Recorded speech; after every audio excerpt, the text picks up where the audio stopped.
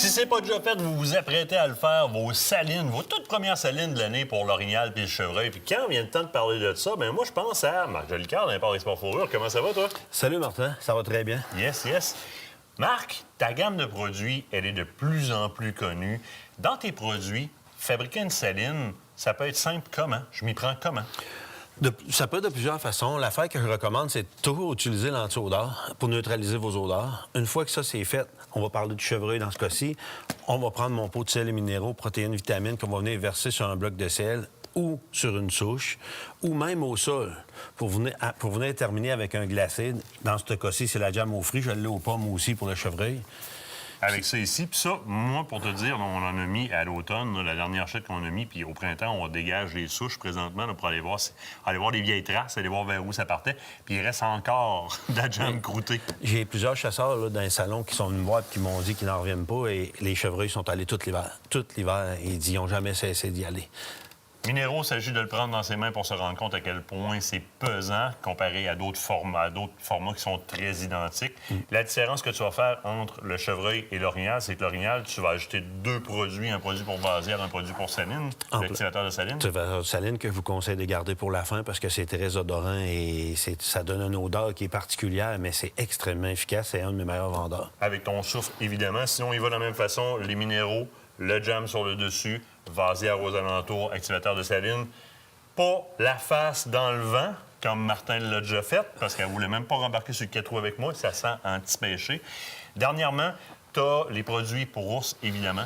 Donc, actuellement disponibles. Là, si on va sur ton site web, on peut commander sur Import Export Fourrure, on peut commander. Mais si on veut sauver le transport, on est capable d'avoir des points de livraison ou des distributeurs locaux, là. Oui, absolument. Puis on préférait que vous nous contactiez en premier, si possible, par email, qu'on puisse vous référer au distributeur ou au magasin le plus proche pour vous éviter les frais de transport, puis aussi par respect pour les personnes qui vendent pour Import Export Fourrure.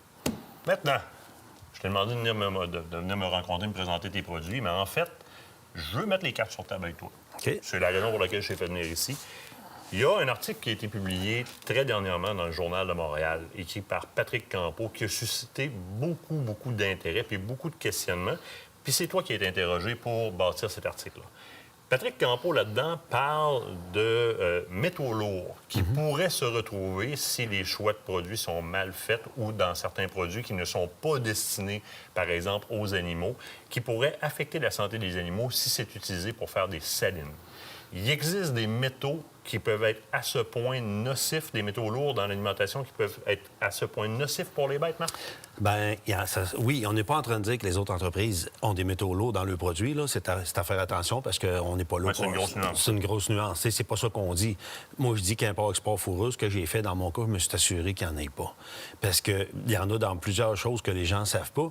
Puis surtout que les gens, je pense qu'ils ne sont pas au courant des conséquences que ça peut avoir les métaux lourds chez l'animal. Et on le voit, dans le Nord, quand on chassait le caribou, quand on avait encore le droit de chasser le caribou, à cause des dépôts des pluies acides sur la bouffe des caribous, quand on éviscérait les caribous, le foie était tout taché, n'était pas consommable, parce que les métaux lourds vont se loger sur le foie. Ça, on le voyait. Ça reste là tout le temps, hein, quand c'est là une fois, c'est... Et voilà. Puis souvent, si on analyse des produits qui sont, par exemple, les gars qui prenaient des sels de filtration, bien, les sels de filtration, il y a des métaux lourds comme ça qu'on ne veut pas avoir.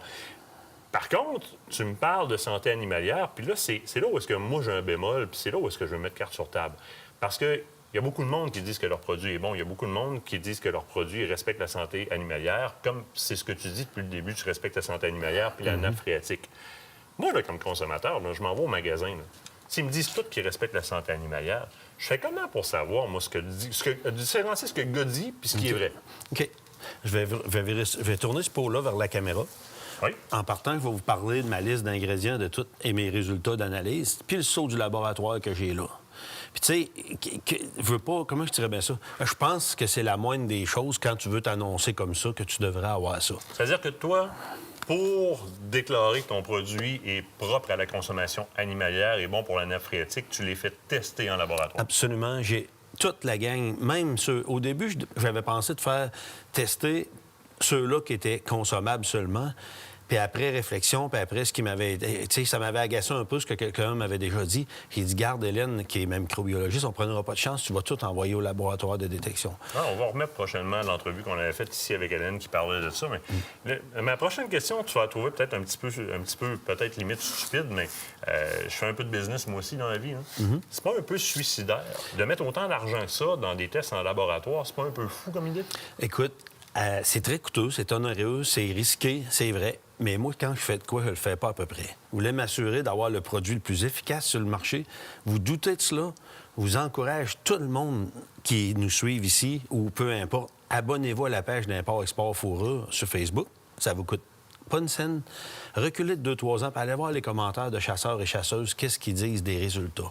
Moi, là, Martin, là, c'est facile pour moi de faire un produit qui va fonctionner, que ce soit saline, urine, ces choses-là. Par contre, d'en créer un qui est comme ça. Allô? Ça veut dire qu'on a presque fini. OK. D'en créer un qui est aussi efficace, mais qui est aussi bon pour la santé des animaux, puis qui n'est pas dommageable, ça, c'est un autre défi. OK. C'est là-dessus que je me suis concentré. Je vais te proposer quelque chose. Si tu me dis que tu es disponible, je vais te mettre au test. Est-ce que tu me permets de passer chez vous et que tu me rendes disponible ces analyses de laboratoire-là, que je puisse, tu sais, je sors du domaine scientifique, j'aimerais voir. Qu'est-ce que tu me réponds si je te demande de voir tes études scientifiques? Absolument, ça va me faire plaisir. Tu diras lequel des produits que tu choisis. Ils ont tous passé par là. On va aller te chercher les résultats d'analyse. Puis Hélène, C'est un deal? C'est un deal. Je vous reviens avec ça. Moi, je vais les lire, je vais passer au travers. Si c'est vraiment disponible, je veux voir ça parce qu'il y a une différence entre le dire et le Absolument. faire. Un gros merci, chum. Hey, c'est déjà la fin de l'émission. Ben oui, c'est déjà la fin. Écoutez, soyez là la semaine prochaine. On s'en va du côté de la CEPAC dans les Chic-Chocs. On s'en va là avec les gars pour une super chasse au petit gibier. Vous allez voir, c'est vraiment génial. À la semaine prochaine.